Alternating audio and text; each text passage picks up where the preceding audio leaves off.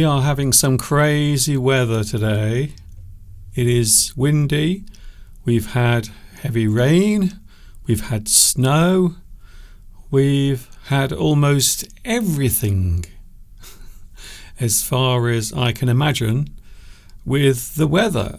So it is a very strange day. As you can see, it is still very windy right now. Here we go again. Enough of the weather. No one wants to hear about that, because we are here to talk about something else.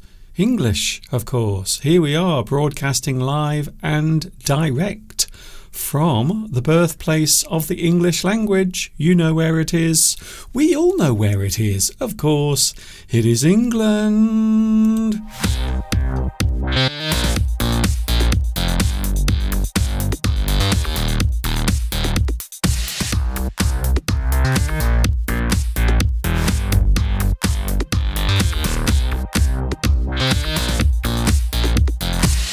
We are back together again. Here we go once more. Yes, we are back once again. Hi everybody, this is Mr. Duncan in England. How are you today? Are you okay? I hope so. Are you feeling happy today? I hope you are feeling super duper, and I hope you have one of these on your face right now. If you don't, do not worry, because I will try my best to put one on your face over the next 2 hours. Yes, you heard me correctly. 2 hours. I will stand here. I will try my best to be entertaining. I make no promises, but of course it's not just me, it is also someone else who I will mention in a few moments from now. My name is Mr. Duncan. I talk about the English language. You might say that I am an English addict, and maybe you are one of those as well. Wherever you are in the world right now, hello, and I hope you are having a good weekend. It is so windy. We've had so much wind, so much bad weather over the past couple of weeks. Just a few days ago we had a huge storm which caused lots of damage. Many trees were badly damaged, and quite a few of them, certainly around here, had to be chopped down. Sadly, unfortunately, something I always find very sad is when a tree falls, especially one that's been growing for a very long time, maybe 50 or 100 years, or in some cases over 200 years. There are many very old trees around in the world. I would say that there are some here, although over the past few days there are slightly fewer than there were before because of all of the terrible weather. Are you excited? Did you think I was not going to mention it? Of course I have to mention it. We are just 3 days away from Christmas. On Wednesday it will be Christmas Day. I know what you are going to say. Mr. Duncan, not everyone celebrates Christmas. Yes, I do know that. I am very aware that not everyone celebrates Christmas, but it is a fun festival. And as you know, I love festivals. Any excuse for a party, for relaxation, for eating. Yes. I wonder what you are going to be eating this Christmas. I think we are having turkey this year, because most people do. It is traditional. We are looking at things that are done, things that happen at this time of year when people celebrate Christmas. Even if you don't celebrate Christmas, you are more than welcome to join in on today's live chat, because of course it is for everyone. The world of English is a fun and exciting place to be, and I hope you will stay with me today. Besides myself, as I mentioned a few moments ago, there is another person. Mr. Steve will be with us today. He is feeling very happy, very jolly, because he is taking some well-deserved holiday from work. So he's not working at the moment, and he will be joining us at around about 2:30 today. Mr. Steve will be with us in the studio. We are doing a lot of things today. We are looking at being festive, words and phrases connected to that. Also, I will be showing you the difference between a very common word in the English language, and it is a word that I'm often asked about. So I'm going to try my best to explain that before Mr. Steve arrives. Also, we are looking at something that we tried to do last week, but we didn't have enough time, unfortunately.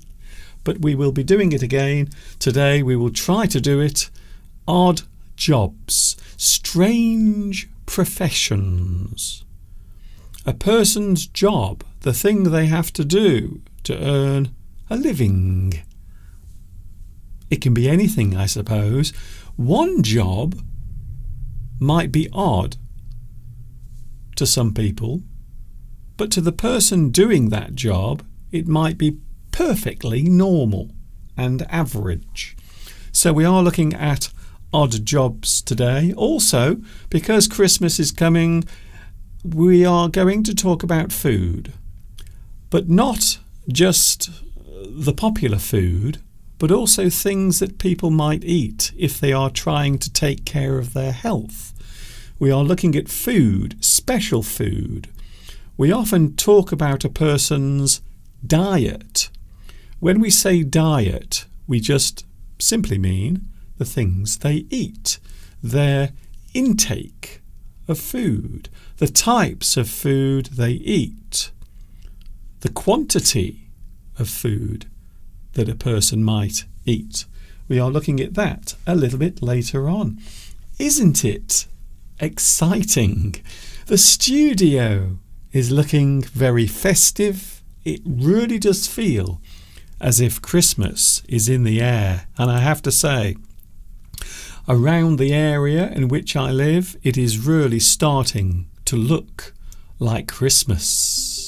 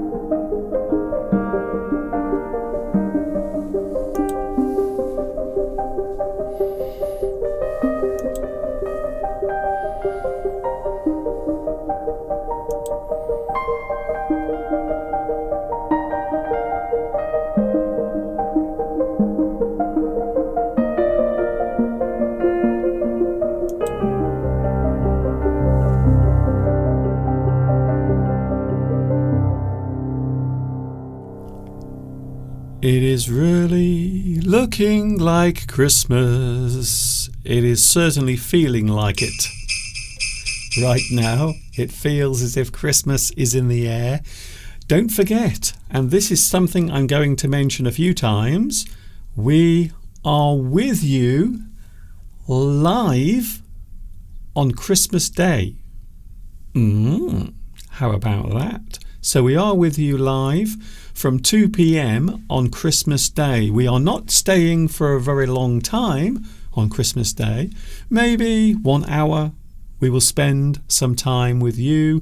So if you are celebrating Christmas, or even if you are not, join us on Sunday, which is now, and join us on Wednesday, which is Christmas Day. I hope you will be able to join us then as well. Of course, Mr. Steve will be joining us also on Christmas Day. Hopefully, you will be joining us as well. There is something I've forgotten. Oh yes, we have the live chat. Hello, live chat. Nice to see you here. Lots of people already saying hello. I wonder who was first on today's live chat. Oh, you are back at the top. I know last Wednesday you were second, but today you are first. Back at the top. It is, of course, Vitas.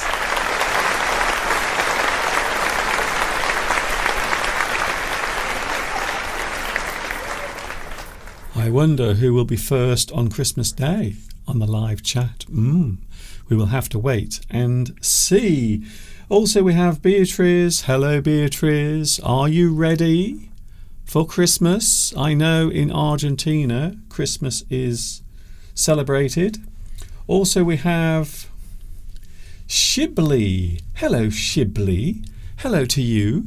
Thank you for joining me today on this lovely Sunday, the 22nd of December. And we are just approaching Christmas, just around the corner. It is on its way. Claudia is here. Unique Way is here as well. Maruzio is here. Thank you for joining me. Hamza is here as well. Thank you very much for joining my live chat today. Also, Hamda is here. We also have Ali Amir. Hello, I am one of the first ones to come on. You are right. Yes, you are in the top 10, I would say. Christina is here. Hello, Mr. Duncan. Christmas is approaching. It is. That's probably the reason why I seem extra excited today. More excited than usual. Inaki, Florence, hello to you as well. And of course, he is here, the one, the only. It would not be English Addict without Luis Mendez is here today. Hello, Luis. I hope you are having a super duper time as well, getting ready for, I would imagine, many people will be meeting up or spending time with their families. It is very much a period of time for families to get together, meet up, maybe even have reunions, because some people work very far away from their families, so they can only get in touch by telephone or through voicemail or text messages, or maybe they might talk to each other directly through FaceTime. But at this time of year, many families will have a reunion. You are coming together. You are coming together as a group. You are gathering together.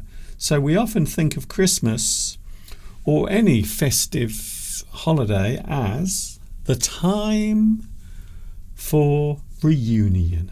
I love that word very much. Palmyra is here as well. Maria is here as well. Hello, Tarkan. Tarkan. Hello, Mr. Duncan. I am happy that I have the chance to watch you live. My English is improving every day with your help, and I can notice it. Sending you lots of love from Turkey. Thank you very much for joining me today. I'm always happy to see you, but also I'm always very happy to hear from you. So thank you very much. And I think we are almost up to date with the chat. Saturino Joel. Hello, Joel. Nice to see you here as well. Thank you very much for joining me. And Tiru is here watching in India. I know I have lots of people watching in India. So a big hello to you. It is strange. I remember when I was working in China, I was always amazed how big Christmas was celebrated in China, because I never really thought of it before I went to that country. So I'm just wondering, do you mind if I ask this question? I know I have viewers all around the world, but do you live in a country where Christmas is celebrated, but it is not something that a lot of people do celebrate? Does that make sense? So what about India, for example? Do some people observe Christmas time? Do they celebrate it, for example? Please let me know on the live chat. As you know, I love English very much. It is a wonderful language. It is a great way to express yourself. It is also a very good way of learning about other people, other people's ways of life, their beliefs, their thoughts, their fears. That is one of the reasons, maybe even the main reason, why I love the English language very much. However, sometimes English can be confusing, and here is a good example of a word in English that can be confusing. The word is live. But also, this particular word, as it is spelt on your screen, can be pronounced in a different way as well. And this is one of the reasons why this particular word, as it is written down, can cause a lot of confusion. So for those who are wondering, I will try to give you a little bit of help here in understanding this particular word and the different ways in which it is used. The word live often causes confusion for those learning English. It can be used as both a verb and an adjective. So that is one of the differences. It is also pronounced in different ways depending on its use. So if you use the word live, we are using it as a verb. However, if you use this particular word as an adjective, it is pronounced in a totally different way, as I will explain. As a verb, the word is pronounced live. To have life as an organism, to be capable of vital functions. So when we talk about an organism, it is anything that lives or is formed from cells, something that, I suppose, you would say something that is alive. To live, to have life. All things that live. So we are talking about any type of animal, anything that lives, in fact, any organism. To continue to have life, remain alive, which I have to say. When you live, it means you are alive. To continue to have life, you live to a ripe old age, for example. Or maybe we can say that you live into your 80s, a period of being alive. You live to last or stay. So you last, you stay. I suppose in another way you could say you flourish as well. This day will live in my mind forever. So we can say that something, a moment of time or an experience, might live. But quite often we are using it as a figure of speech to say it lives in your memory or in your heart as an emotional memory or something that brings back some sort of emotion. Their sacrifice will live in all of our memories. Another use of the word live. To maintain or support one's existence, I must live on social benefits to survive.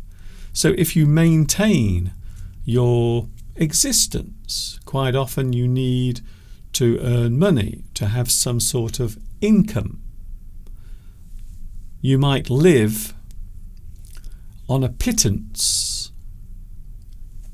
An interesting word. The word pittance means small amount.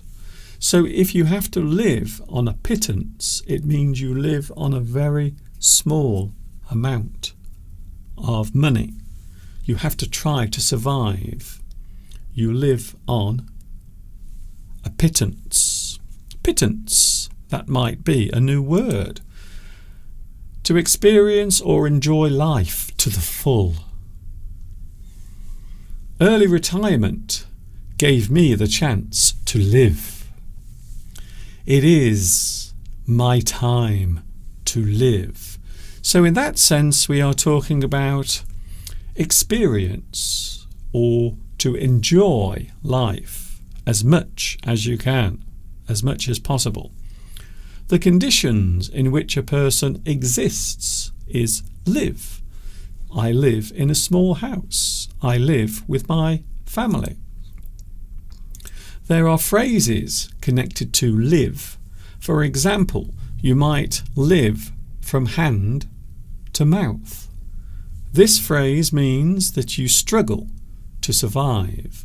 You don't have much money. You have to try every day to survive. You live from hand to mouth. You live, but it is very difficult to survive. And then, of course, we have the opposite, which is live in the lap of luxury, which means a person who has a comfortable life.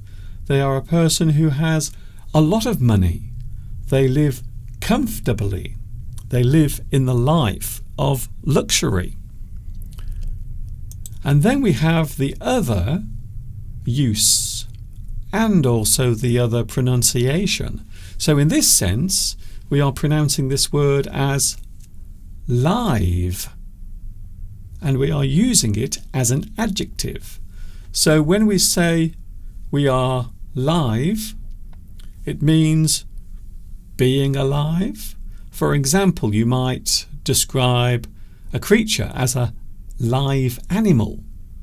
It is alive.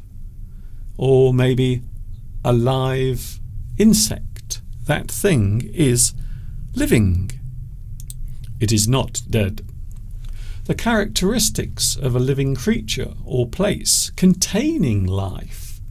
As an adjective, we can say the live sounds of nature or the live sounds of the forest. Those things are happening all around you. You might say that it is the sound of life. A type of broadcast, occurring in a spontaneous form. In other words, not recorded, rather like my live stream. So we describe this as a live stream. It is happening right now. This is not recorded. This is live. It is happening right now we are approaching 2:30 on a Sunday afternoon, and this is live. The live stream is now on. We are now live. Something burning or glowing, such as a fire or a stove, we can describe it as live. We roasted potatoes over live charcoal.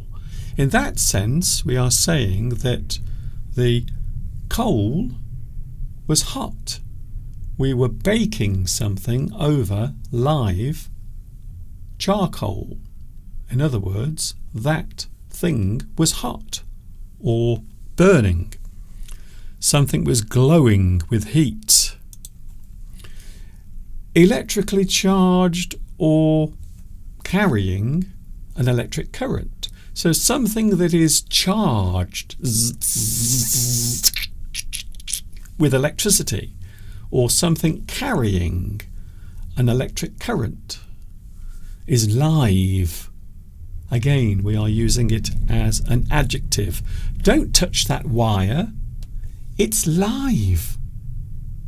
You will get an electric shock if you touch that wire. It is live. It has electricity flowing through it. Something happening now at this moment is live. A live concert is taking place in the main hall. Something is happening right now. It is going on at this very moment. You might say that I am live in the studio. I am here right now. This is happening at this exact moment. It is taking place right now.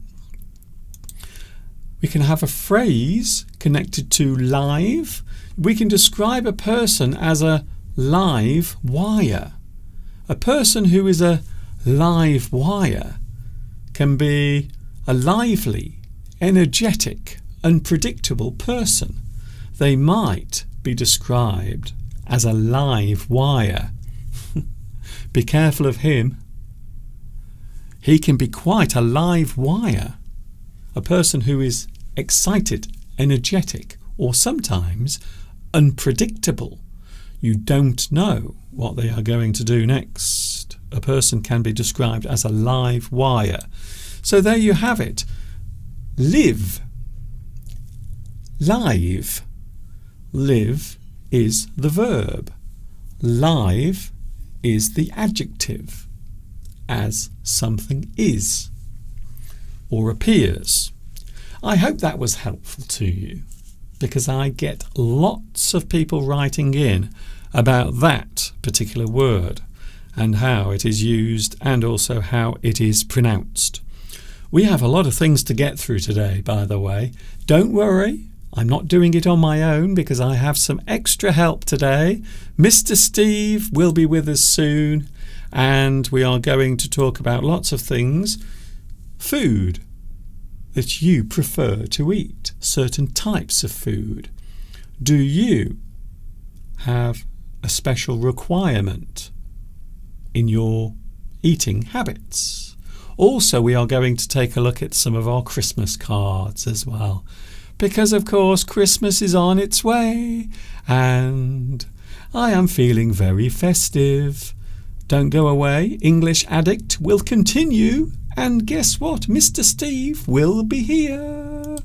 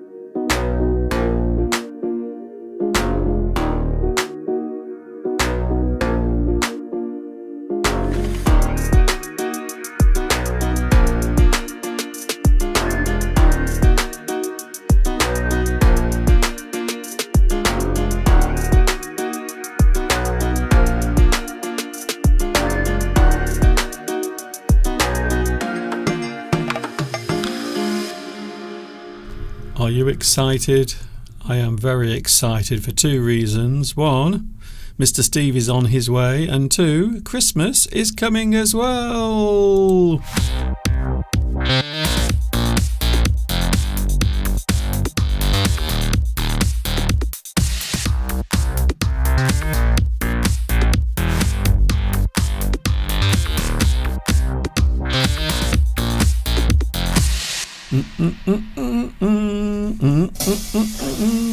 We have a lot to get through today, not only myself, but also the man that everyone, and I mean everyone, is waiting for.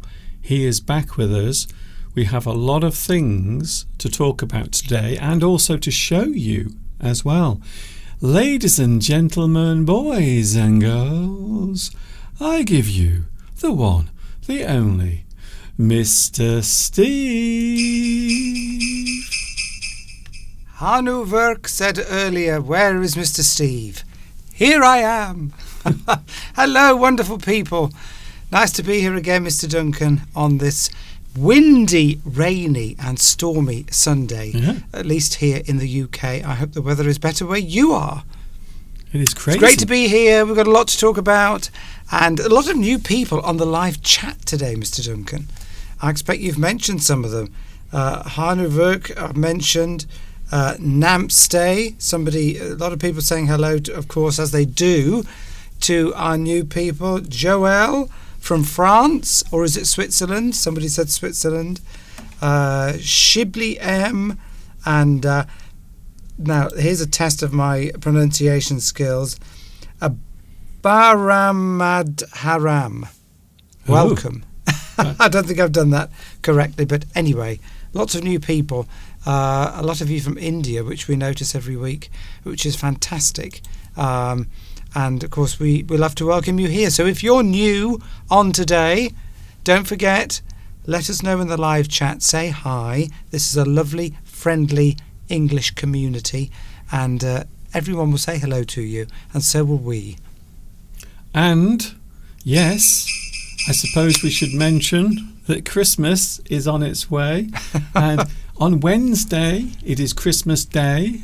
Even if you don't celebrate Christmas, I hope you will join us, because we will be here live on Christmas Day. Not only myself, but also Mr. Steve. We will both be here on Christmas Day helping you celebrate or not celebrate. Even if you don't celebrate Christmas, just think of it as a party. Yes. A big celebration. And if you're, well, particularly if you're not celebrating, or if you are celebrating and maybe you're on your own, or maybe you're bored with your families and you've had enough to eat and drink and you just want to say, come on for an hour with us, then just do it. Just do it. And we'll have a bit of fun. We'll toast you with some glasses of maybe some I don't know, sparkling wine, something like that. I must say, a lot of people are saying hi on the live chat, so I'm going to say hi to everyone that said hi to me. Christina, Saturino, Inaki, Claudia, Maurizio, Franco Ferrari, Olga, Maria, everybody. Yeah, I can't mention everybody, but it's lovely to have your company. Can I make a confession? Yesterday I published the link to that lovely video we made. I think it was in 2020, and you performed some lovely Christmas songs. So I put the link on Facebook yesterday, and lots of people have reacted to it. So if you want to find it, it is on my YouTube channel. Mr. Steve singing some beautiful Christmas songs. So I'm sure you will be able to find them. I might even put the link underneath. I will try to remember to put the link underneath as well. But very, very nice. A lot of people commenting already on your singing skills. Yeah, there we go, Florence. Click on the link and you can hear me singing. We don't tend to sing live because we get sort of copyright strikes. Yes. So we're not going to do that. Yes. Plus, anyway, I've had a bad voice. Any of you watching will know I've had a few throat issues for the last few weeks, so we won't be doing that. But yes, I was going to mention something then. Somebody said, oh yeah, Joël is from France. Good to know. We'd like to know where you're from as well, just because, we can try and pronounce your name correctly. And because we're really nosy as well. We're nosy. We want to know where you're from. So Christmas is coming. The goose is getting fat. Please put £1 in Mr. Steve's hat, because everything is exciting. You know what happens. I always get excited every year for 2 reasons. One, it gives me a chance to spend some time relaxing, even though technically we won't be, because we will be with you on Christmas Day. But also because it is a time for, I want to say, eating. Because let's face it, Steve, when we think about Christmas, there is one thing we often think of, besides the gifts that we receive: food. But some people, and this is interesting, this is something I want to talk about first of all, some people have certain things that they don't like to eat, or certain types of food that they normally try to avoid. So at the start today, we are looking at certain foods or certain types of food that you might avoid. I've put here on the screen special food choices. So this means any food or any type of food. And I have a feeling Steve will have a lot to say about this. Well, Mr. Duncan, you see, you're normally supposed to wait to eat all the sort of naughty snacks until Christmas Day or maybe Christmas Eve. But Mr. Duncan has started already. He ate a whole tube of Pringles the other night. A whole tube. I had 4. Can I also blame your sister as well? Oh, yes. Steve's sister sent us a beautiful hamper, a small hamper with some... I can't even find the words to describe the cheese that your sister sent. It was the most amazing thing. And I spent last night eating quite a lot of the cheese that your sister sent. Is there any left for me, Mr. Duncan? There is a little bit left. Not much, but there is some left. So thank you very much, Janice, for sending that lovely gift.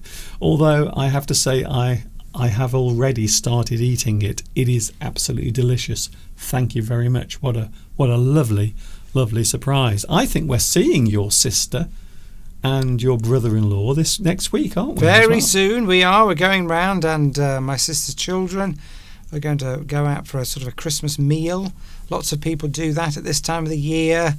Whatever religious festival you're celebrating, then it's normally accompanied with lots of food, isn't it? Whether it's Christmas, whatever your festival is for your particular religion or in your country, then normally there's lots of festivities. They all follow a similar pattern. Everyone eating together, family, friends. They follow a similar pattern, celebration of various things, and that's what Christmas is to us. We often think, Steve, of meat, but of course these days a lot of people don't eat meat. They are vegetarians. So you might find that some people, rather than have the traditional meat at Christmas time, and of course quite often people will have turkey or maybe ham, but there are many people nowadays, of course, who have their special food choice. So they might avoid certain types of food, meat, for example. Another one, sorry, Steve. I was going to say Claudia said that she doesn't eat turkey, and a lot of people don't like turkey. I mean, traditionally, turkey is what is eaten at Christmas, as it is in America, for example, during Thanksgiving. But a lot of people don't like turkey because it's quite a dry meat, and it's not to everybody's taste. So some people will have, which is why a lot of families will offer lots of different meats at Christmas, as you say. Ham, beef is a common one in the UK. But of course, lots of vegetarians won't be eating any of that at all. Yeah, so maybe they'll have a nut loaf. So they will have they will have some sort of alternative meat or some alternative meal that is not that. Another thing that people are quite fussy about, and this is a medical thing, is quite often people will have gluten-free food as well. Now, Steve is a scientist, as you know. His background is biology, and he knows a lot about the human body. So what about gluten? So why are some people, or why do they, avoid gluten? Well, they don't get your medical advice from me.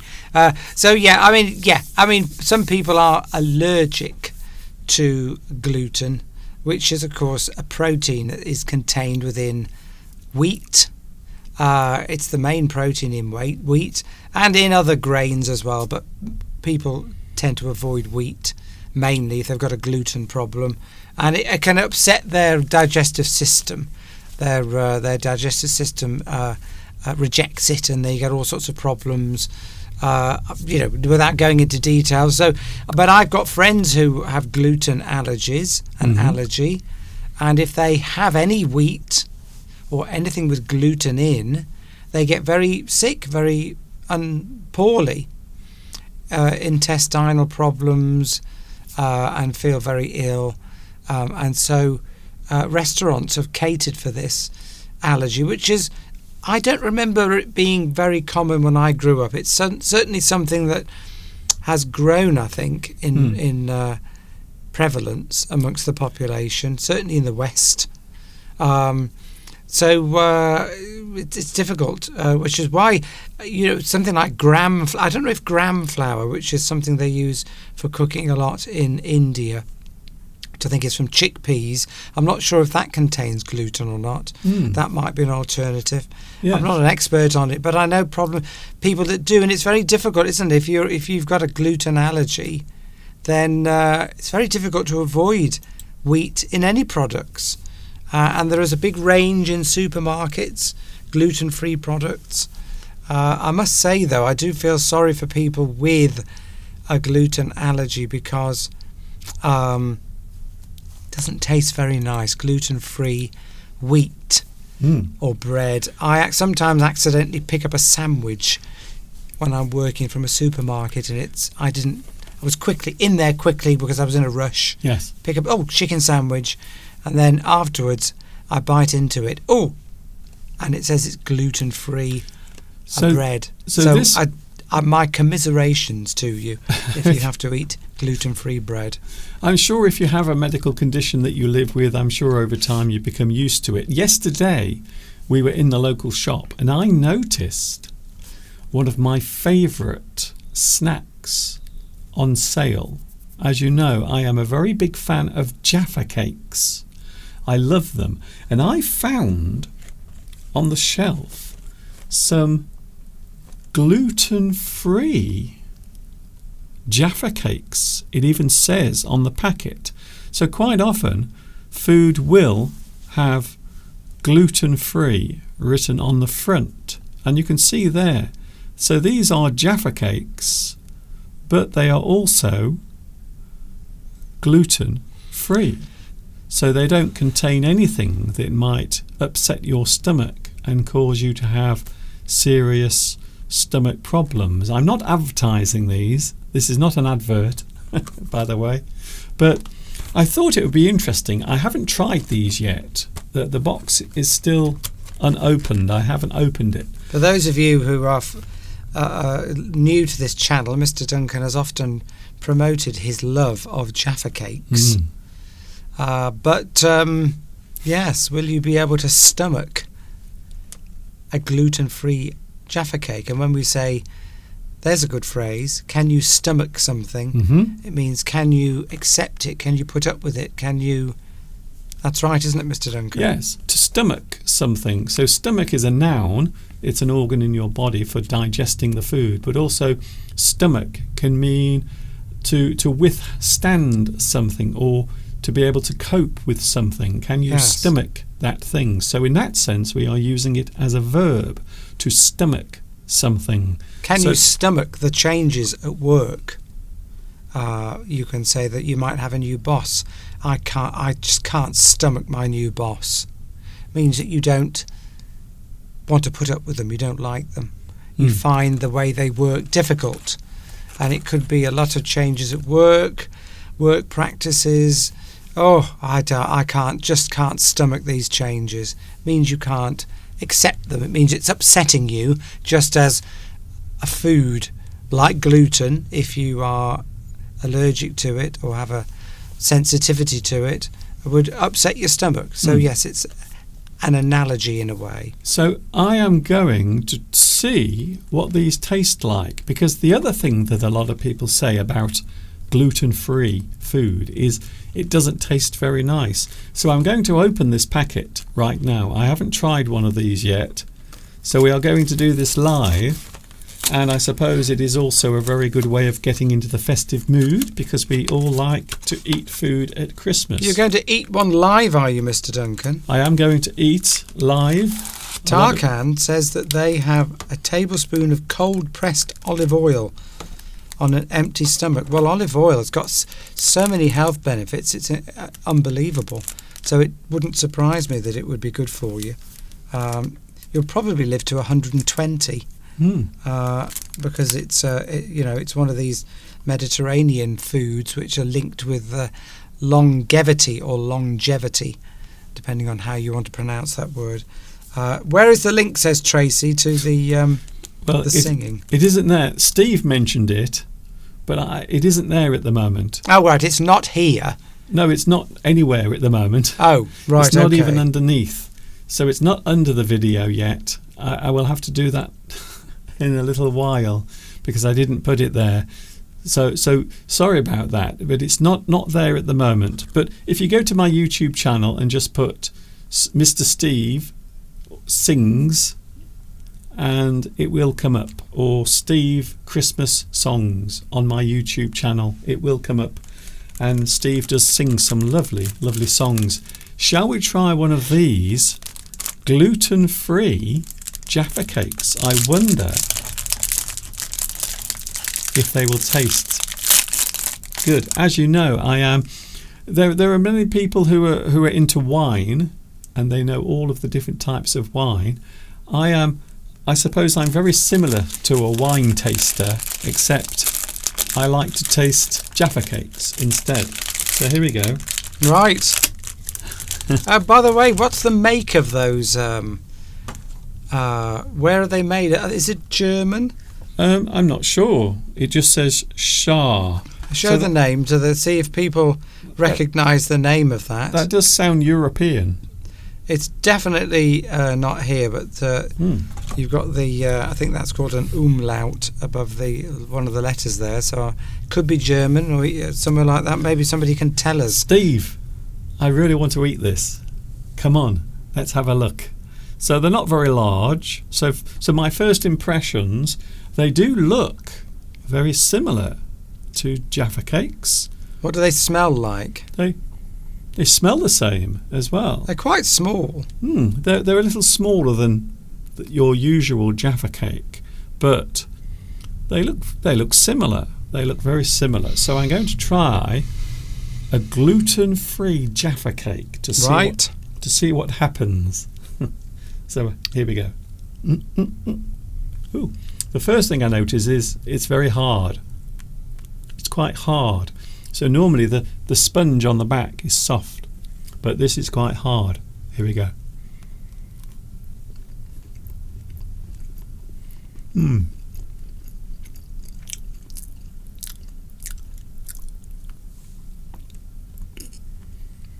I'm looking at Mr. Duncan's face for a reaction. I think I got a grimace there. A little grimace. A grimace, that means it's a sort of a look that suggests that you're unhappy. my first impression is the jelly is nice, very orangey, but the sponge is incredibly dry, and it's almost like dust. So when you put it in your mouth, it breaks very easily. It almost turns to dust. So I would imagine that is the lack of those things that could cause problems to actually bind the ingredients together, so it's not there. Yes, So the there is gluten nothing- gives the structure to bread.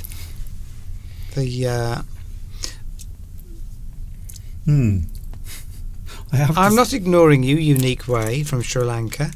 It's just that I can't always comment on every comment that goes on the live stream. So, hello. From Italy, it says here. Christina says the biscuits come from the Alps in Italy. Right. I thought you'd gone there, Mr. Duncan. I looked at the screen and I couldn't see you because you'd gone back to the other screen. It's just you now. I'm busy. So, are you? Have you eaten a second one? Are they good enough to have a second one? I'm going to be honest. They're incredibly dry. You might start coughing, but is there enough sugar in them to overcome the lack of flavour from the gluten-free aspect? To They're the sweet. food? They have enough sweetness, Well, that's it. If it's sweet enough, Mr. Duncan will eat it. so I'm happy. If there is enough sugar, that will overcome most nasty tastes for Mr. Duncan. You can literally put anything in front of me to eat if it is covered with chocolate or sugar. I will eat it without even thinking about it. Yusuf, are you new to the channel? If you are, please tell us, but welcome. And Dave Noog, haven't seen your name before. You must be new as well, so welcome to you too. And I hope you're enjoying watching Mr. Duncan eat Jaffa cakes. I bet that's not what you expected No. to see on an English YouTube channel. Is somebody eating Jaffa cakes live. But, you know, anything can happen on this channel. Yes, they are. They are made in Italy. So these are Italian Jaffa cakes. So maybe some of you out there will recognise that particular brand. I am not going to pretend that I like them. They are not quite as nice as what I would call the traditional Jaffa cakes, because the sponge is almost like powder, so it dissolves in your mouth very quickly. So always make sure, if you are going to eat these, have some water nearby. Are you going to eat the rest of them, Mr. Duncan? Not now, but will you, do you think, or will eat the rest of them, or will you give them to the birds? No, I'm going to eat them. I'm going to eat them. How much were they, by the way? I can't remember. Are they more expensive than Jaffa cakes that have gluten in them? I will be honest with you, gluten-free food does tend to be more expensive, quite often. It is. So maybe another 40 or even 50% of the price of something you would normally buy. If you have it gluten-free, it can almost be half as expensive again. So these, I would say these were about maybe £2.50, roughly.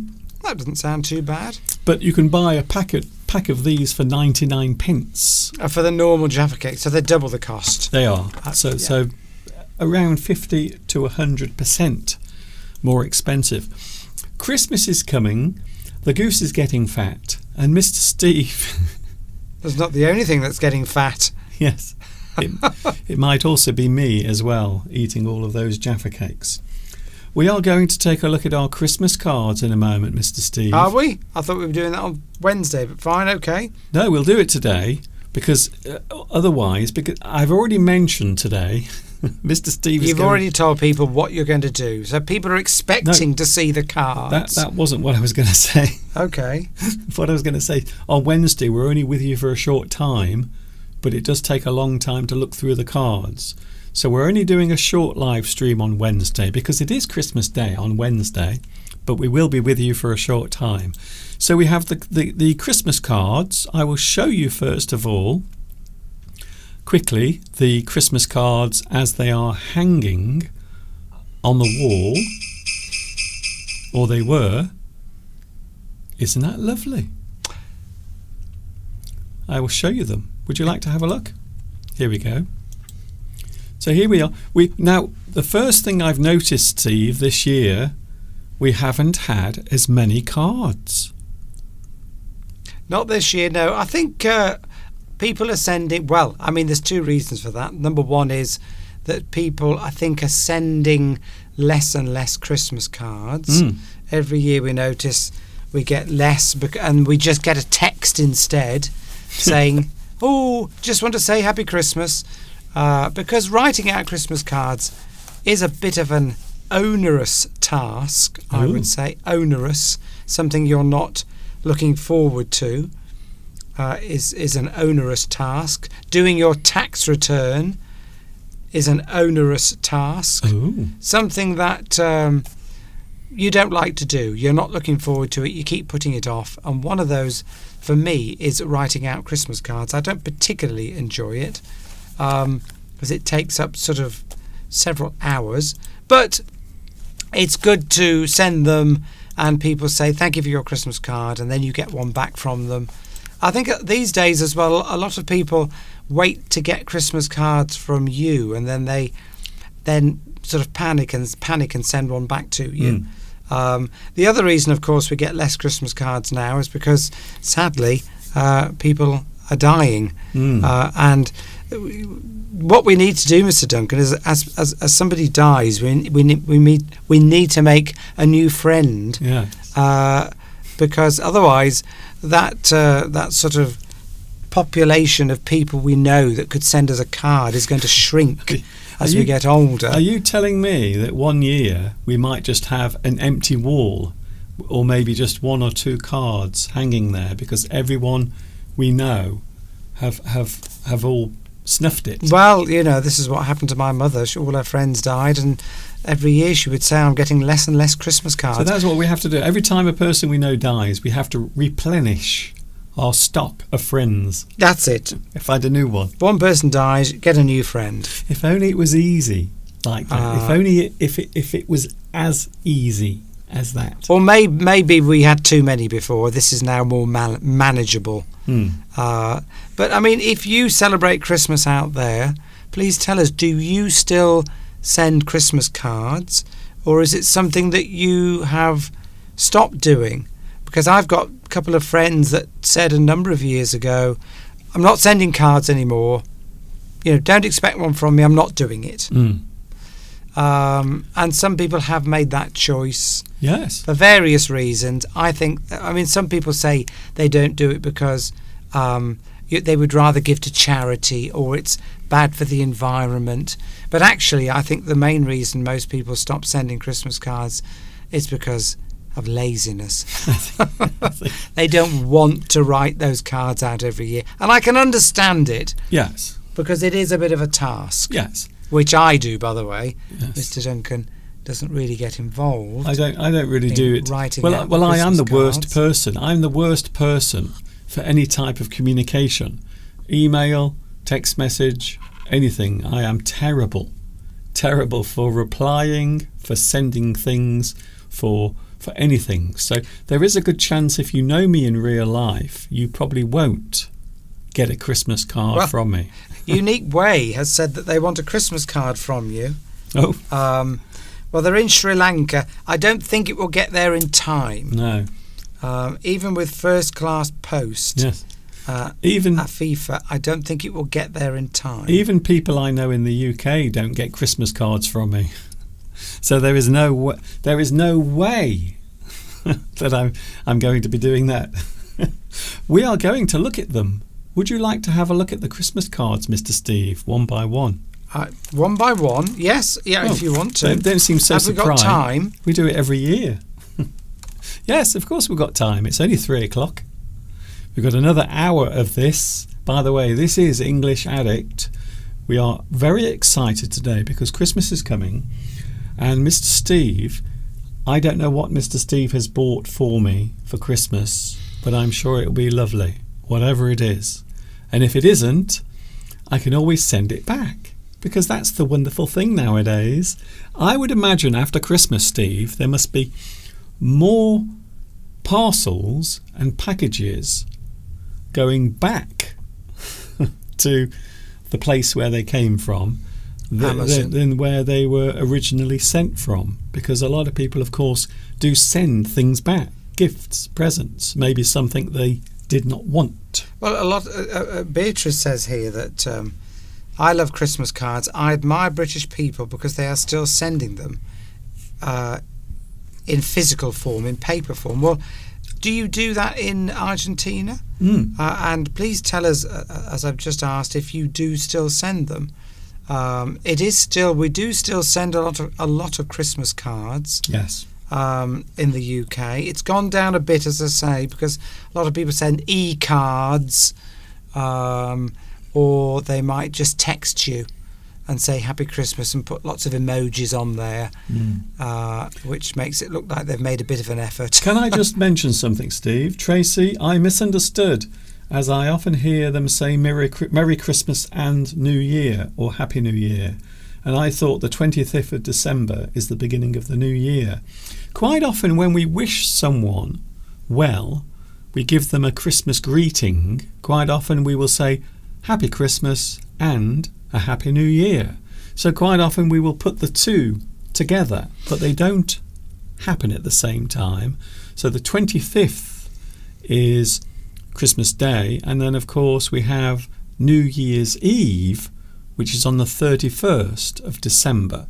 And then as the midnight arrives, we have the New Year. But quite often we will put the two things together. We will say, have a Happy Christmas and a Happy New Year. Yes, in the card, it's very common. Beatrice says that usually in Argentina, everyone sends virtual cards. Yes. They do a bit here, but I haven't had one for a long time. Most people send, traditional posted paper ones. Talking of strange things that you don't expect countries to do. Oh. I was reading about Germany today because I like to keep up with what's going on in other countries around the world, economics, things like that. And apparently, a lot of businesses in Germany. Now, have we got anybody from Germany watching? Please tell us if you are watching. That a lot of businesses, rather than sending emails, they still like to use a fax machine, Mr. Duncan. I was reading today. Fax machines are still very popular in Germany. And also those pneumatic devices that send information around offices in tubes. Really? Yeah, apparently that's still very popular in Germany. Now, whether this article is correct or not, I don't know. So if anyone from Germany is watching, please make yourself known. And is it true that fax machines are still very popular in business in Germany? Nothing to do with Christmas cards. No, it isn't. But it's interesting to know what other countries do. The implication is that Germany isn't keeping up to date with modern technology. I'm sure they are, but... Yes. Anyway, Steve. Yes, I'm gonna move back to the Christmas cards. You just spent 5 minutes of the live stream. Here we go then. Christmas cards. Apparently, a lot of people always look forward to this. Every year, they like to see the Christmas cards that we received. So here we go. In the same order that you saw them in the video. Certainly Olga likes it, so at least we've got one person who likes it. Yes, a lot of people do. I know. Steve, look at the screen. There we go. Look at that. VW camper van. A little camper van. Going on holiday with its Christmas presents. Yes, and the Christmas tree on top.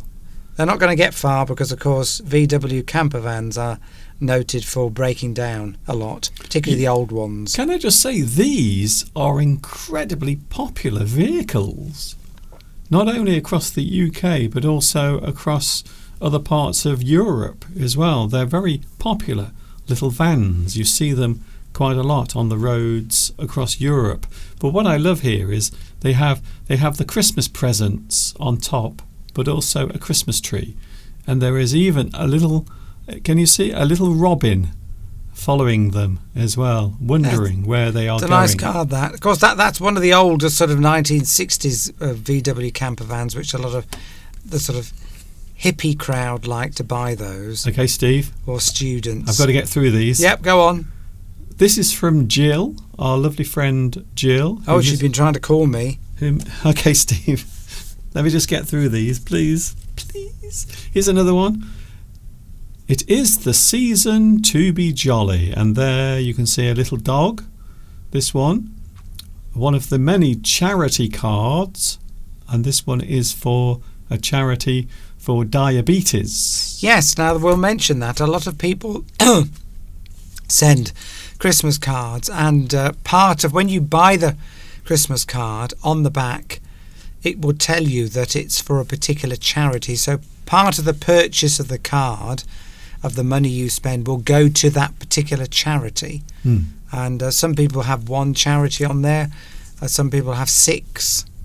So yeah, charity cards are very popular in the UK because some money is then going for good causes. Okay, something a little bit more traditional, Mr. Steve. You might say that is a traditional sort of, well, when I say traditional, I mean modern traditional. So there's Santa Claus. It looks as if he has a full sack there. There he is through the forest. It's snowing. He is about to deliver them to his sleigh must be parked just off screen. I think so. So there is Santa Claus. That one is also a charity card. In fact, this one is for many charities. So this one is for the Samaritans, the Marie Curie charity, also Alzheimer's charity, and also promoting mental health amongst the young people. This one is from Andy and Karen. Karen, yeah, that's friend of mine from work. Okay. Well, or not. Here we go, Steve. Oh, look. Now these animals, you can see what they're doing. These animals are sending their own Christmas cards to their other pet friends. And they are all there very carefully putting the letters into the postbox. So there is a fun one. And this one, goodness me, this one has so many charities. I don't know how the money from this card is going to go to all of these charities. They'll get about 1 pence each.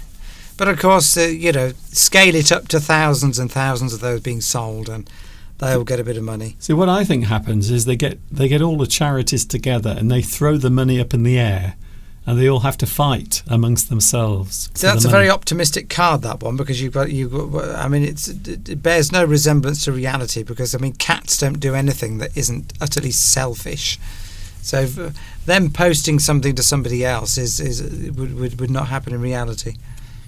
Here's another one. Look at that. Isn't that lovely? There is a beautiful sea. That could almost be Shrewsbury. Almost. Because you have the river, you have a nice little church, and people walking by the river. So that could almost be, in fact, this is Mr. Steve. Can you believe it? I've just read the back. It is a bridge in Shrewsbury called the English Bridge. Right, I know who that's from then. The English Bridge. It'll be from a friend of ours called Alan. Yes. Isn't that strange? Lives in Shrewsbury, and Shrewsbury's not far from us. You know, Yes. 15 miles, and it's a lovely. It's a lovely sort of old-fashioned sort of town. Yes, I'm trying to actually. Can I just show that the English Bridge? Maybe I should do a live stream from the English Bridge one day. So there is an English Bridge, and that is the bridge that used to be the route into England. And on the other side of the river there is the Welsh Bridge, which of course was the route into Wales as well. So Shrewsbury was a kind of fort in the past. It was the route from Wales to England, and that is why the river is it almost wraps all around Shrewsbury. It's a very interesting place. But there we go. That's a common theme. People will send Christmas cards. Towns, companies in certain towns will make their own Christmas cards, and we've got some here in Much Wenlock. You can send Christmas cards from Much Wenlock. So you're then sending this to friends, and you're giving them a picture of the town where you live, and there's a bit of snow on there, bit of Christmas spirit. Oh, by the way, thank you, Ralitza Moser from East Germany. From Germany. Fax machines are rather old-fashioned. We send more and more in the internet. So yes, so sometimes these articles we read aren't necessarily true, but the fact is we stopped using fax machines about 10 years ago, at least. Yes. So whether that's good or bad, I don't know. It's just an observation, something I read today. So thanks for your reply and welcome. Another one, Steve. We've had no snow this year. Every year we get excited because we think we are going to have some snow, but no snow, unfortunately, although this particular Christmas card has a winter scene. You can see the Christmas tree and also a lovely snowman as well. This one is from Dawn and Phil. I think they are neighbours who live nearby. Are they, Steve? Neighbours up the road, yes. Yes. There we go. A friendly looking Santa. Here's another one. Oh, I like this one. This is a nice fun one. Look at that. Birds. They clearly know that we like birds very much, and you can see there are some lovely birds there sitting on a Christmas tree. Robins. I think they are all robins, and they are sitting on the Christmas tree. And it says seasons tweetings. Very good. That's different. Yes. Isn't that lovely? A lovely card. Another robin. Robins, you get lots of robins on Christmas cards, yes, because the robin with its red breast stands out a lot in winter because all the leaves are off the tree and there's no other bird really that looks like a robin. So, and particularly when it's snowed, a robin will stand out against the snow with its red breast. Yes. Whereas other birds aren't quite so visible. And of course the robin, as we know, is very friendly towards human beings. If you're in the garden, a robin will be there by you. They're very friendly, very unafraid of human beings. Here's another one. Nice and festive, lovely Christmas tree. A nice illustration with the angel on top. So some people have an angel on the top of their Christmas tree, and other people have a fairy. And of course, you can also have a star. Yes, on top. yeah, exactly. Or the star, of course, is very traditional because it's the star that the three wise men followed in the story. There we go. Here we go, another one. Oh, this is rather artistic. I like this card. I do like artistic cards that have something else happening in the card. Look at that. So that is from your cousin, and he's sent this wonderful card of a robin, but also you can see there is a slight abstract theme going on there. Abstract art, that's it. Isn't that lovely? Lovely. Yes, Olga, we have live robins in the UK. The robin is a very common bird in the UK all throughout the year, although I think we get different types of robin in the winter than we do in the summer. But robins are always here. They're always a popular bird in the UK, and as I said, they're always depicted, particularly in winter Christmas card scenes, because they stand out against the snow. I like Can this. you imagine the picture of a vulture on a Christmas card, says Anarchy. Well, exactly, you can't. Here's another one. I like this one, Steve. Look, another tradition that we have here is the wearing of a Christmas jumper. Yes. And a lot of people will buy a special jumper or sweater and they will wear it during Christmas time. And look, there it is. That's something that's become popular, I would say, over the last 15, 20 years, maybe not quite that long. No, I remember that people would come to work with their Christmas jumpers when I was working in the 90s. That's it. It's obviously a marketing ploy by companies. And come to work in your Christmas jumper. We had a party at work for Christmas, and the dress code was look Christmassy, come in your Christmas jumper, just to get into the spirit of Christmas. And I haven't got a Christmas jumper. No. I've never bought one. But I've got a green jumper which looks Christmassy. So that's what I tend to wear. Colours: red, green, white. Those three colours are often associated with Christmas. They are. Here we go.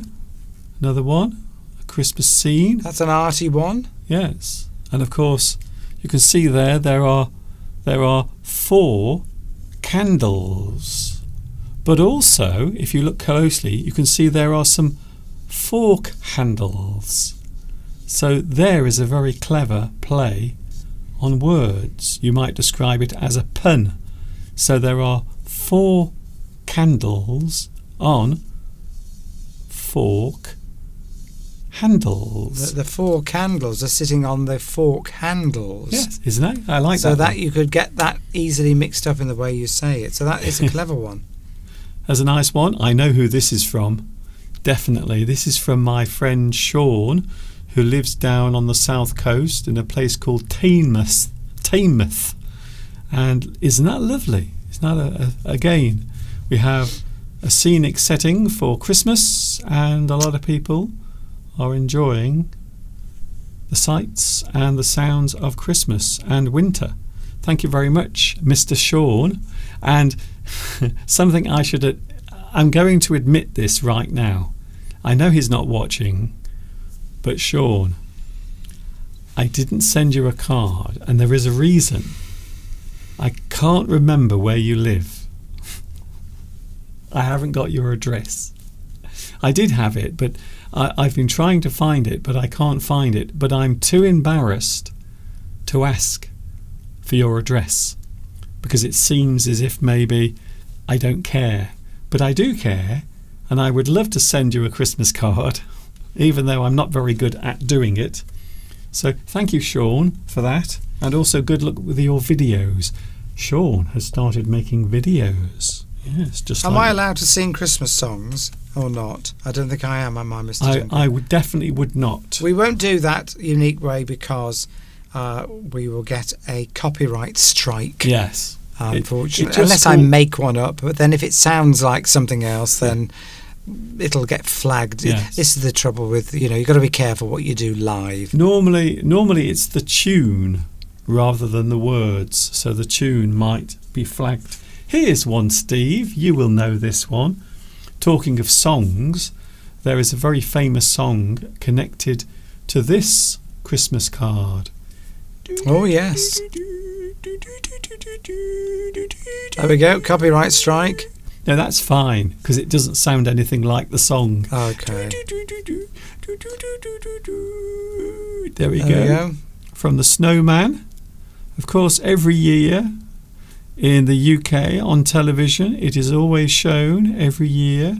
The Snowman, a very lovely animation made way back in the early 1980s, but it is still shown every year on. Still shown every year, and it's one of those cartoons that will make you cry. You would have to have a very hard heart. If you have a hard heart, it means you are impervious to emotion. You don't cry at anything if you've got a hard heart. And if you watch The Snowman, it's sad really at the end, if you've ever watched it. And it's got lovely music. It's a very emotional depiction of a Christmas story. So if you have never seen that and you want to have a nice cry, watch The Snowman. You are kind of giving the ending away. Well, yeah, not this well. is Steve. This is a big one. Look at the size of this card. Again, look, robins. Yes.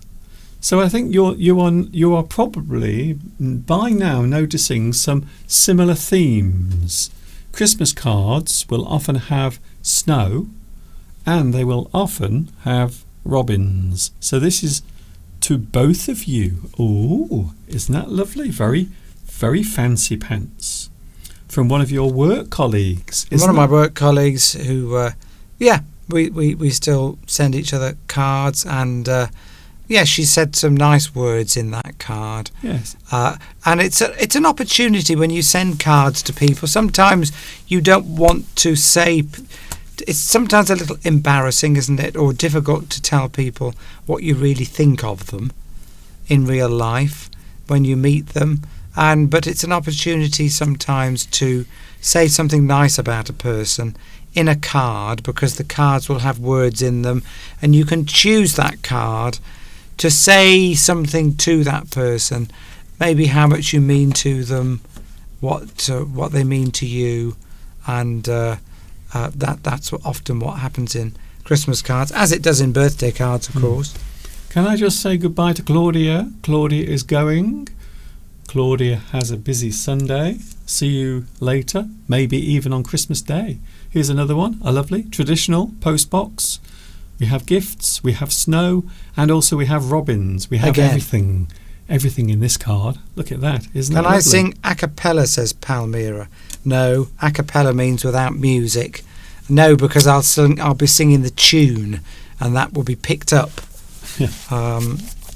How did we get away with it with the ones that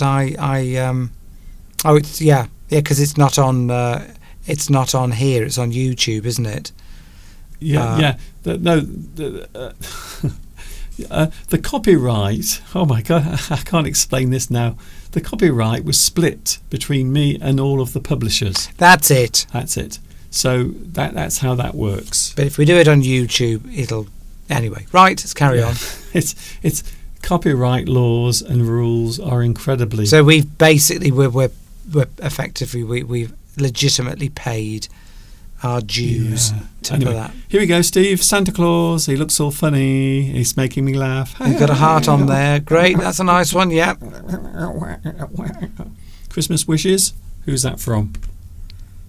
Our friends in Plymouth. Isn't that lovely? I like that one. That made me smile when I saw it. A more traditional Santa Claus. Look at that. His sack is very full of gifts. There he is. Everyone's asleep. Santa's come down the chimney, and he's putting his the presents into the stockings. Yes. There is something quite sinister about Santa Claus when you think about it, because technically he is breaking into your house. He is a burglar, but in reverse. So instead of stealing things from you, he's actually leaving things for you. Right. Many more. The final one, Mr. The final Steve. card. The final card. So, yeah. This one, I quite like this one because it looks like a card from maybe 50 or 60 years ago. So this one, I do like this card. Isn't that lovely? Now, when I saw that, I thought that may have been a very old card that has been reproduced. So isn't that really, really nice? Is that a big ship behind, though? It's an umbrella. Oh, it's an umbrella. It looks like a big ship from where I am. It's an umbrella, so it looks like it's probably a brother and sister, is it? Yes. Out for a walk in the snow, and there is a robin. Yes. They've probably thrown some food down there, and the robin is coming to eat it, because robins are very friendly birds. They will come right up to you. But this particular card looks really vintage. It looks like Vintage, there's a good word. something, Vintage. something old. Something is vintage, it means it's old.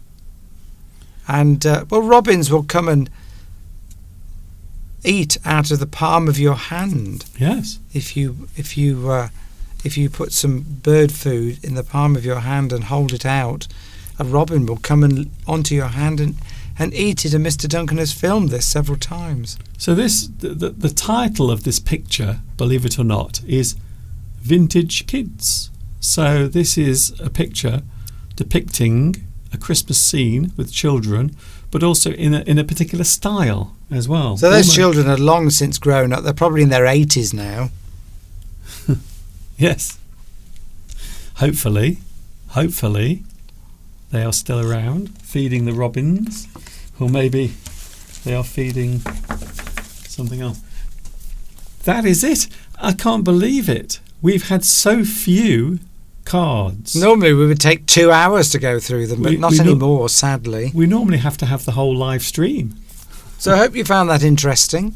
It only took us 25 minutes. All right, okay. I'm worried. There will be a year where we actually don't do it at all, because we won't have any cards. We can just make it up. We'll just buy cards for ourselves and post pretend. them to us ourselves. We'll have to pretend. Oh dear me. Mr. Steve, I love Christmas, I have to say. Christmas time is a time for fun, for smiles. You don't have to be a child, although you can be a child inside. You see, some people never grow up. Some people do love the season of Christmas. They find it very nice. We are going to continue the theme of Christmas in a little while, but I suppose I should mention something else. This is something we were going to talk about last week, Steve, and we didn't have time. Can you remember last week we did run out of time? This is something we were going to mention, and this is the subject of odd jobs. Odd jobs. Strange jobs. Odd job. When you are young, when you are starting out in this thing called life, sometimes you have to do jobs that are either unpleasant. I've done them. I've done quite a few jobs that were unpleasant, or of course unusual as well, strange jobs. Mr. Steve is someone who had a very strange job that we will talk about in a moment. Did I? I've done some very strange jobs. One of the strangest jobs that I've ever done was as a bingo caller. Can you believe that? So many years ago there used to be large halls, bingo halls, where people would gather and they would play bingo. And it is a game that a lot of people enjoy playing, and of course these days there are many gambling websites that also have bingo games. So I used to work as a bingo caller. So I would get numbers that were fed to me, and I would have to read the number out. And that was my job. A very unusual job. So is that what we're talking about? When you say odd jobs, are we talking about unusual jobs? Yes, unusual. Or are we talking about odd jobs around the house? No, odd jobs, unusual. Ah, right, okay. So in this sense, the word odd means unusual, or something different, something you don't expect a person to do. I suppose there are many strange or unusual jobs. Mr. Steve, in his younger years, he used to work as a lab technician. Didn't you, Steve? I did. And well, Steve, that's not really an odd job. No, I'm just about to. Okay. But not so much the job, but what you had to do, because you had to take people's samples. Bodily fluids. Bodily fluids, such as blood and poop. So Steve had a really odd job. which was Well, I wouldn't say it was odd. it was unusual. Unusual. It's unusual. Well, odd. Odd is unusual. It's But the same you wouldn't word. Describe a lab technician's job as an odd No. job. Not the job itself, but what you Oh, yeah. So What you some of had the things I had to do within that were unpleasant, let's just Yes. say. I don't think many people have a job where they have to examine people's blood and other things. So Other that bodily fluids. yes, I always remember you telling me that for the first time, you see. I remember you telling me that, and I was really surprised that you did that.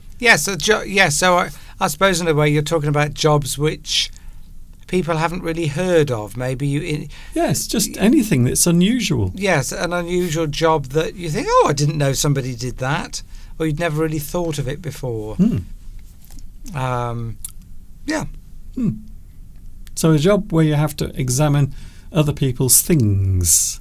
I suppose when you think about it, I know this is strange, but I would say being a doctor might be an odd job. Not from the actual career, but the things you have to do sometimes. When you think about it, a doctor will wake up in the morning, go to work, but their job will be looking at other people and certain parts of their body. Sometimes things that aren't too bad, and sometimes things that are, a little unpleasant, let's just say. Well, please tell us if you do an unusual job, then please tell us on the live stream if you've got a particular. Oh, I've just realised the live stream has gone forward, and I've forgotten to advance it on here. Okay. On the iPad, so I've probably missed a lot of what people have been saying, but I'll have a look as we carry on. Yes, so please tell us if you've got an unusual job that you might describe as a bit odd, that other people haven't heard of, that when you describe it to people they say, oh, I haven't heard of that job before. That's an unusual job. Or you might ask that person about the job. Let's have a look. Unique Way says plumber. Plumber might be an unusual job. I suppose you might say that it's a skilled job, but also it is a job where maybe you have to spend a lot of time doing certain types of tasks.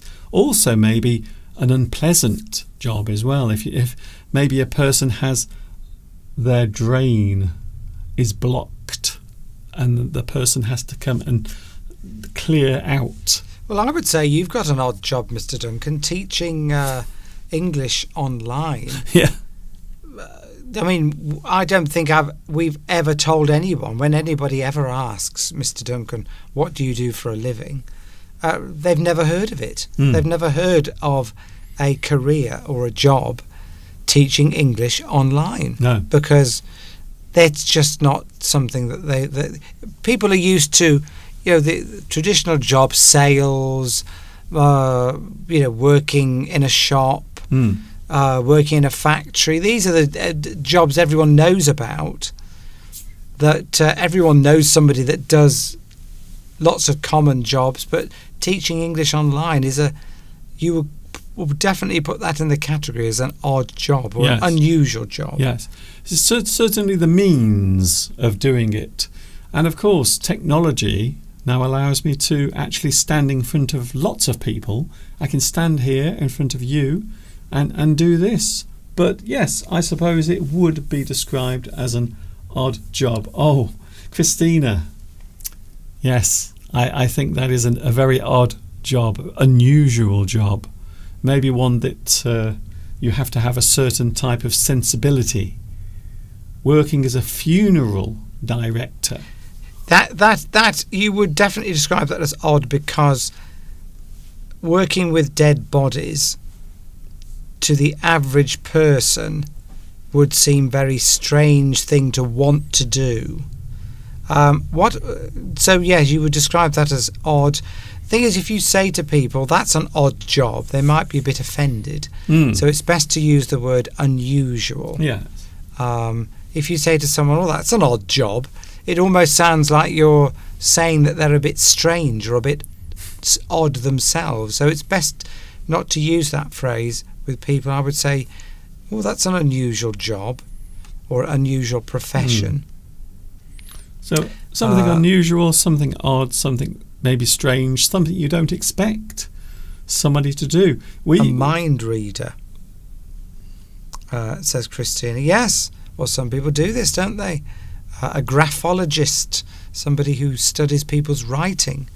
It's an odd job, very unusual. I always think it's amazing that there are always enough people, usually, to do all the jobs that are required in society. You very rarely hear of a role or a job that's created where nobody wants to do it. There's always enough people, generally, aren't there, that will fill all the jobs that are out there. Now, obviously, some people do those jobs. They probably don't want to do it. No. But generally, there's people. There's always, if somebody does something, whatever that job is, there must be some attraction to it in the first place. Even if they've done it for a while. Maybe they really liked it at first, and then didn't like it after a while. But to do a job in the first place, there's got to be something. Because when you go for the interview, you've got to be giving some indication to your employer that you want to do it, and there must be some interest. I mean, being a hairdresser, you can't just say, "Oh, I think I'll be a hairdresser." You've got to want to do it. Yes, but can I just say that is a skill as well. So I suppose what I would say, Steve, are jobs like cleaning public toilets. That's not a job that you wake up in the morning and think, you know what I want to do? I want to be up to my elbows in other people's poop, cleaning out toilets. You know that. You know what? That might be my calling in life. Sometimes there are jobs that people do that because you have no choice. And I used to do that from experience for a short time. Because you need the money. Some people you just take whatever job's available because you want the money. When you're young, sometimes you don't have the choices. Life does not just say, here is everything you want. It doesn't work like that. Unfortunately, sometimes you have to do things in life that are quite unpleasant. So I have done some unpleasant jobs, some really horrible jobs. Like cleaning sewage pipes, says Christina. Yeah. Well, I used to have to. I think I've mentioned this before as part of my work in the lab, in the laboratory. I used to have to take 5-day collections of people's poop and examine it and measure what's in it. That wasn't very pleasant. They used to give that to the newbie, the new person to do. So that was definitely an unpleasant aspect of the job I was doing. That is disgusting. But it has to be done. Again, another job that must be done. So I would imagine there must be lots of unusual, strange, odd, even though Mr. Steve has told me off for saying it. Well, I'm not telling you off. Oh, no, it's not a debate, Steve, don't worry. Can I just explain the other use of that phrase as well? Odd job. Odd jobs. So if the other use of that phrase is not to describe the profession itself as being an unusual profession, but you might have odd jobs to do around the house, for example. So if you've got odd jobs to do around the house, it may be, you've got to clean the bath, you've got to sweep the garage floor, you've got to do a job which needs doing in the house, probably to do with maintenance, that you maybe have put off for a while. And you can have people do advertise themselves in local papers as an odd job man or an odd job person, because they will come round to your house and do the jobs that you don't want to do. Yeah. Like, I don't know, cleaning out your guttering, fixing bits that have gone loose somewhere in the house, putting up pictures, putting up shelving. Yes. Jobs that you don't want to do. Small repair jobs. Yes. So in that case, odd doesn't mean unusual. Odd means just Well, it means random. random jobs. Mm. In that perspective, in that context, it doesn't mean an unusual job. It just means something that is unusual, that needs doing around the house, Yes. that you don't want to do, but you can get somebody else in to do it. A bit of tiling, maybe. Mm. Here's a good one. I haven't heard of this one before. You could in some hotels they will pay someone to go around each room and warm the bed. Now I don't know what they use, whether they use their own body, they climb into the bed and warm it up, or maybe they put something in the bed to make the bed warm before the guest arrives. But that is an interesting one, and I suppose in some cases maybe the person stays there after the guest has arrived in the room. Well, that would you might need to pay a bit more for that service. Yes. Yes, Farry Boats. I've stayed in a few hotels like that. Farry Boats. Yes, odd in this context means you wouldn't expect to hire someone for that. Yes.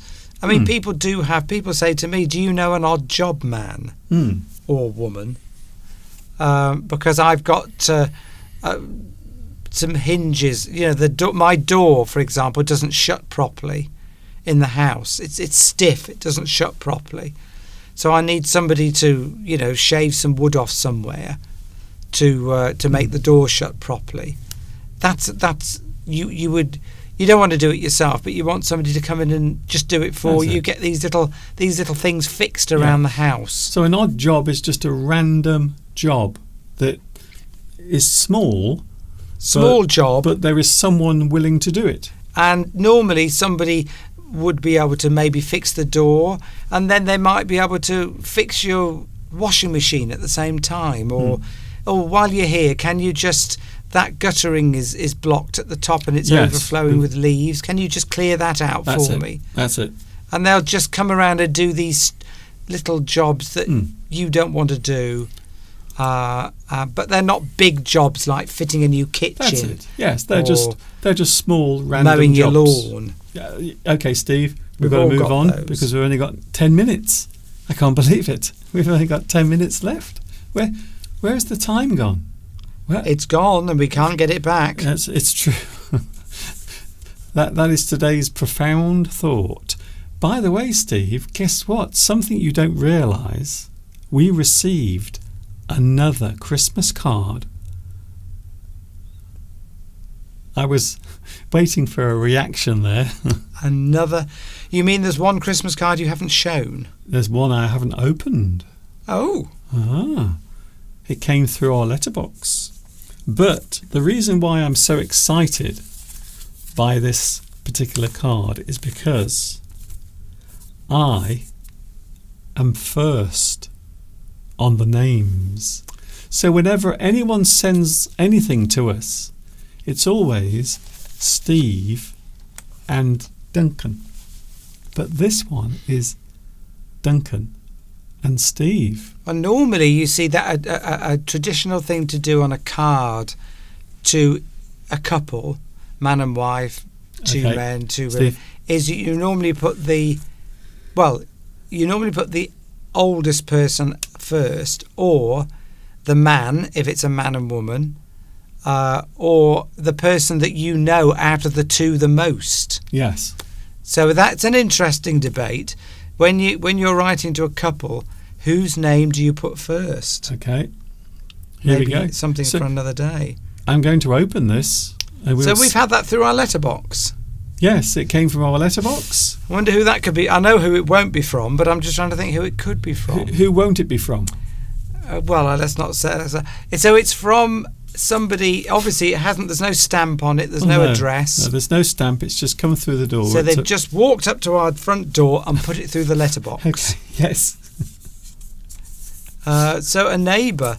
I'm going to open it now. Somebody that. Right. Okay. Because we're running out of time. Who you like the most, says Valentin. Yeah, exactly. That's always a good one. Put the name of the person first. Who you like the most. Yes, yes, of course. I like the idea of the oldest person first. So that would be the reason why Mr. Steve always appears first. And sometimes you write letters, and it's formal letters to people. And go on, Mr. Duncan. Here we go. I'll let you. I won't steal your thunder. There's a good phrase. Steve, I'm going to test your psychic power now. Now I'm thinking of the cover. I'm thinking of the front of this card. Now I'm going to send it to you. I'm sending the image to you now. Through the matrix. Okay. I will receive a message, Mr. Duncan. I'm thinking of it now. Who is this card from? No, what is on the front? What is on the front? Can you? I'm sending the signal now. It's a vulture. A robin. Oh. Surprise, surprise. You see? I think a lot of people doubt my psychic powers. That's it. You see, we're psychic. Yeah. You How know? could I possibly have known that there would be a robin on that Christmas card? The only thing I regret now is James Randi, who in the past used to offer £1 million if someone could prove that they were psychic. But now he's no longer around. He's no longer around, unfortunately, Steve. So we've just proved. Did you see that live on YouTube? Psychic powers. I used my psychicness. That letter was sealed. Of course, you know, you've seen all the other Christmas cards. 9 out of 10 of them had robins on. Yeah. So I must admit, I'm going to be honest with you. There was a pretty high chance that this card would have a robin. It was either a snowman or a robin or both. Oh, okay. I'm just looking at the inside. Please, can you stop parking your car on the grass because it annoys my cat? And can you tell your idiot friend to stop talking to himself in the garden when he's making his stupid YouTube videos? Who could it be from? Who could it be from? Well, I can only think that it could be from... Is it from Adrian? No, it's Sean and Jeff. And no, they haven't really put that in the card. It just says Christmas greetings, wishing you all the best over Christmas and also 2025. But as we saw today, a clear demonstration of my psychic powers. There we go. Psychic powers. There we go. Well, there's an unusual development, Mr. Duncan, because we've been here 10 years and they have never sent us a Christmas card before. Really? And we have never sent them one. Oh. I thought we sent one last year. We might have done. Yeah, I think I've tended to send them one, but I think generally, some people, you get on with them, you talk to them, but you just don't send Christmas cards. You don't have to send a Christmas card. You don't expect it. And I saw Jeff the other day, and we just wished each other Happy Christmas. Yes. And so you don't expect a card. So that's nice. Well, if you remember, Steve, when we first moved here to this area, we gave Christmas cards to everyone around here. We did. Because I thought, I'm going to be nice, I'm going to be lovely, and I'm going to give Christmas cards to everyone. It lasted for about 3 years before we realised that a lot of people around here don't like us. We just fell out with them. So Christmas, that's one less thing to have to do.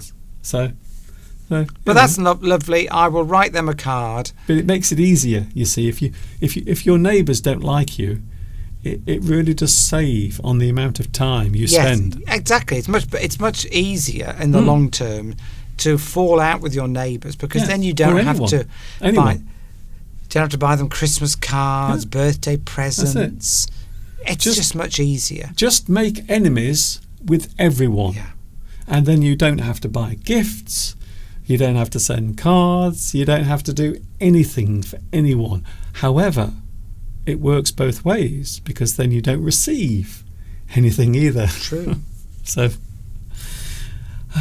I went to a party yesterday, didn't I, Mr. Doug? A lot of Christmas parties at this time of the year. That's 2 I've been to. So I went to a nice Christmas party yesterday, saw some friends I haven't seen for a while, had a bit of a chat. Nice time of the year. And But we weren't giving out Christmas cards to each other because at a party you don't know who's going to turn up. So I just gave a Christmas card to the person that was hosting it at their house. Okay. Which is something that you would expect to do. And I took them a little present, which was a bottle of sparkling wine. Okay, I don't know why are you telling us this? Well, because I thought we've got to fill the next 5 minutes. No, we haven't got to fill anything. Oh, right, okay. I've got some... What? I don't remember saying we have nothing to talk about. So I've got a whole bit to finish with, Steve. So as you know, moving on, I think I did that very smoothly.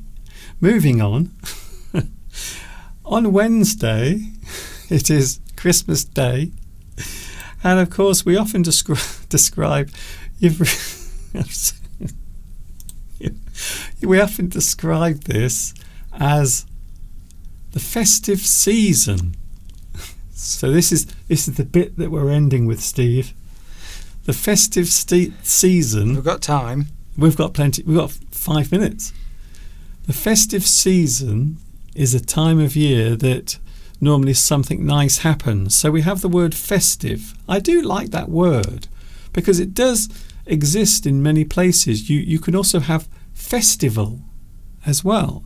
So festival is normally some sort of celebration or something focusing on one particular thing. The festive season. So that is the time when people will celebrate something. Quite often we will use the word festive as a way of doing that. Here's another word, Steve. I will get Steve to read this word. Celebratory. Isn't that a great word? Celebratory. Yes. Referring to the appearance or the type of celebration. So this is an adjective that we often use when we are talking about a certain or particular type of celebration, that celebratory event. And then we have the word that we use most of all, Steve, holiday. Of course, holiday comes from holy day. So traditionally, holiday was holy day. It was normally put aside for some special event. Some religious connection. Bless you, Mr. Duncan. I just sneezed. That's unusual because it's usually me that sneezes. Yes, I could feel that coming on. I haven't sneezed today, That Mr. Duncan. sneeze has been coming on for the last 20 minutes. And Lewis is late for something. Maybe he's going to a Christmas party. Oh. Merry Christmas to everybody.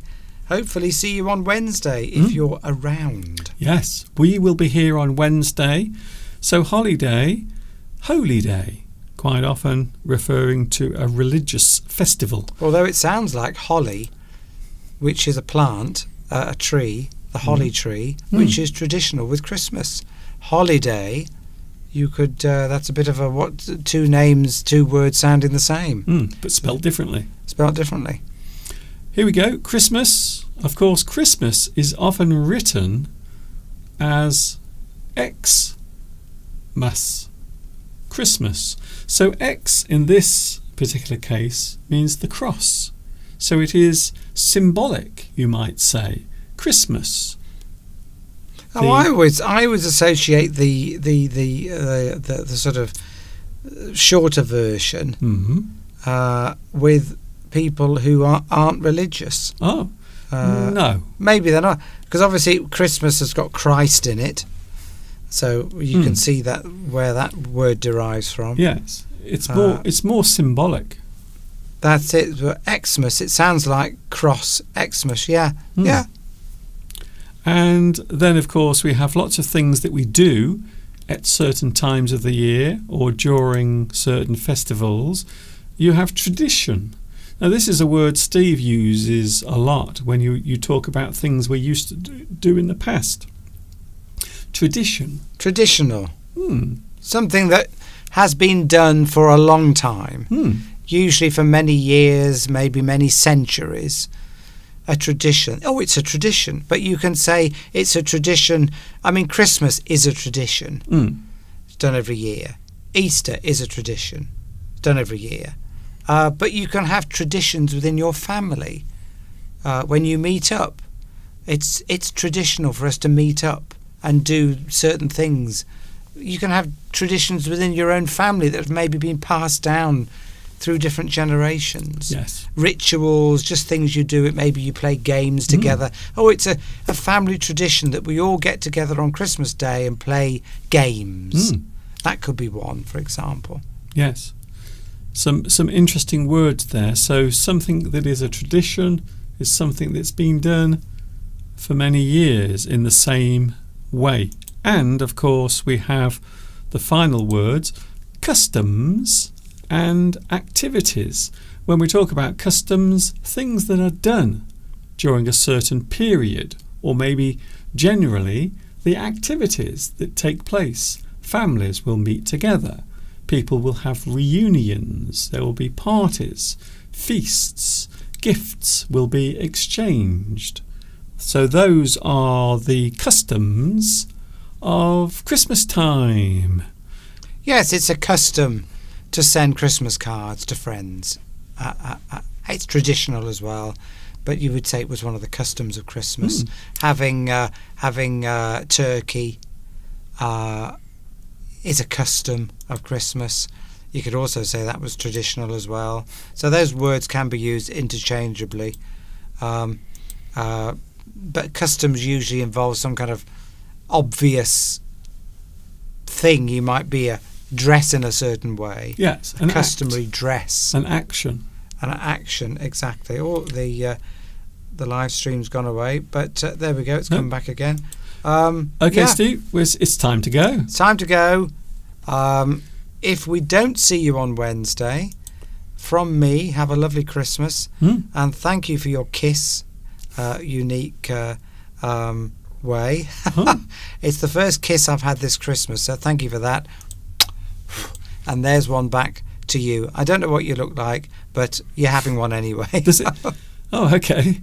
So in the future, Steve will need photographs. Photographs, yeah. But or pictures or a description before he sends any kisses through the internet. But yeah, so if we don't, we're here on Wednesday for a short time, maybe an hour.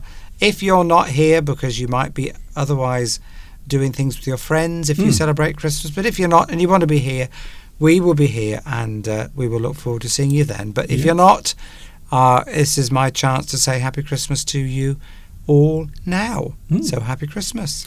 And we will see you on Christmas Day. Mr. Steve is going now. We're going to have a cup of tea in a few moments. Thank you, Mr. Steve. Bye-bye.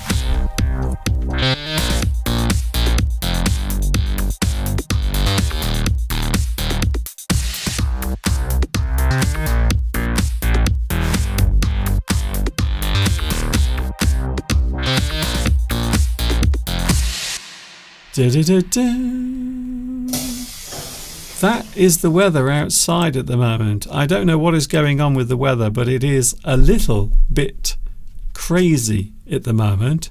Of course, we will see you on Wednesday, Christmas Day on Wednesday, and I will be here, Steve will be here. We will spend some of our Christmas Day with you. Whether or not you celebrate Christmas, do not worry, you are more than welcome to join us. We will be with you with some festive joy, and I hope you will join us then. And of course, I hope you have a good Sunday. Enjoy the rest of your day. Whatever you are doing, wherever you are doing it, I hope you do it well. I hope it goes as well as you expect. Thank you for your company. You can watch this live stream again later with captions. They will be available. I will also put the link under this video for Mr. Steve's singing the songs of Christmas that Steve has made. We will do that as well. Thank you very much for your company today. It has been fun. I hope you've enjoyed it as well. This is Mr. Duncan in the birthplace of English saying thank you very much. I am going to have another one of these gluten-free Jaffa cakes. They're okay, but they are not my first choice, if I was honest with you. And of course, until the next time we meet here, you know what's coming next. Yes, you do. Have a great week. Enjoy your Christmas period in case you are not with me. And we will see you on Christmas Day. Wow. And of course, ta-ta for now. Merry Christmas. Mmm. Mmm.